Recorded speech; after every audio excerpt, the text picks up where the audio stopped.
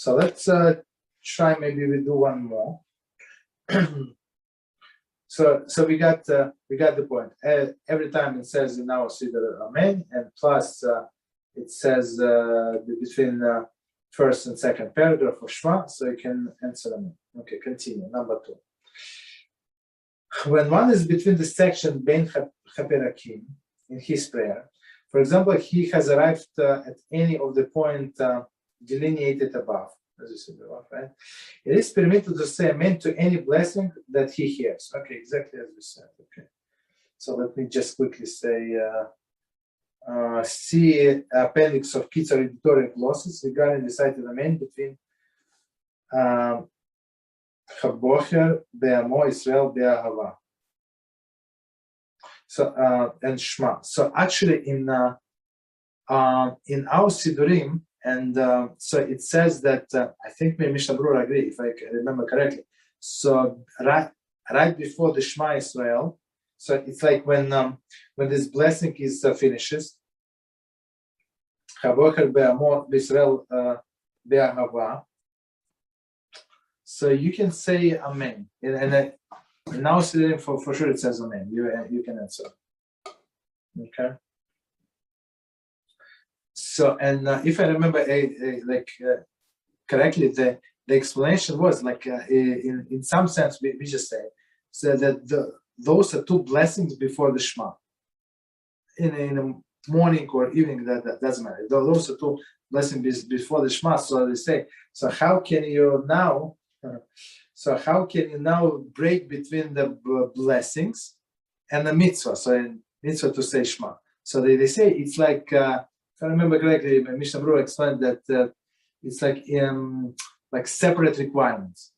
So after the fact, if you say Shema without any blessings, you fulfill the obligation. So it's proper to say with a blessing, but if you say without blessing, so after the fact you fulfill the obligation. So in some sense, it's like separate thing. So you can say Amen there. You can say Amen, and you can, but in order not to say Amen, and if you like pay close attention, so there is an opinion. I don't remember who said it, but many poskim say it's not proper to say Amen there. So what people are doing? So in order not to say Amen and not to be put in a situation that you must say Amen, so they try to finish together with the Chazzan. So when you finish together with the Chazzan, so it's not allowed for you to say Amen because it's going to look like you answer an Amen to your own bracha, which is we don't do that.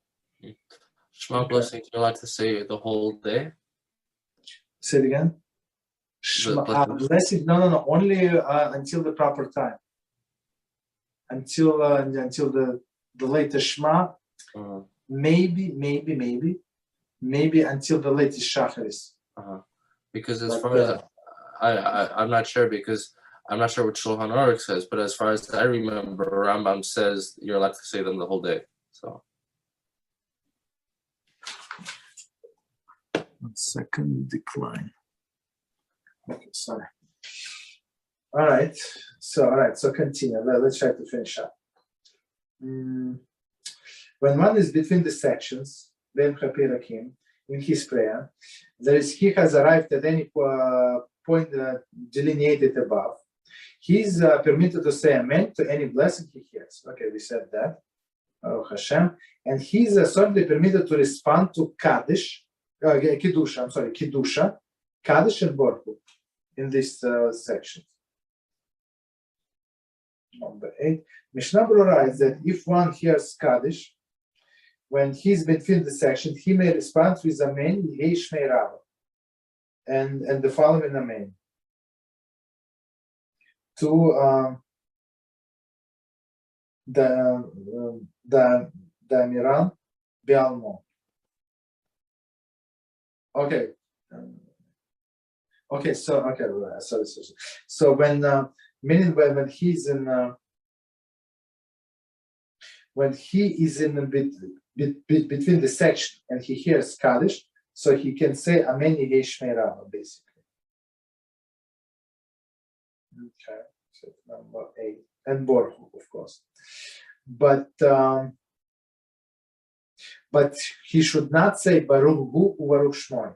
That's, as we said before, it's like additional. It was not mentioned in the Gemara, so they say don't do it. Also, if he hears a congregation recite Krias Shema, he may not recite the verse Shema Yisrael, HaShem Elokeinu, HaShem Echad. Here or in Israel, HaShem Azal Gad, HaShem is one. He may not. So that's very interesting. Amen, he can say, but this he cannot say, together with them. Rather, he should continue reciting the prayers that he has, saying, but in a loud voice. Right, a loud voice. In the middle of the congregation, recite the Shema. That's what the Leib was telling us like few weeks ago, right? So that's from Shulchan. So that it should appear that he is reading the Shema along with them. So basically, you just hear the tune with which he's reciting, that he's saying something, so nobody is going to suspect that he's not saying Shema. Okay, so that's halacha. And last commentary, I guess we stop here. To simply carry on with one's prayer while the congregation recites Shema would appear as one does not wish to be included in an acceptance of sovereignty of HaShem. As we said below, so they all of them saying Shema, and you're not saying Shema, that's a problem. That's very problematic. It's like everybody said HaShem is a king, and you endowed, Chas v'shalom. So okay, you can close your eyes, and as I said, that's what my personal observation. So since many people they do it very, very quietly, so you don't even have to like do all the melody, because people will hear you that you're saying something else, and it could create even more issues. Okay, so we can finish here, stop here. So.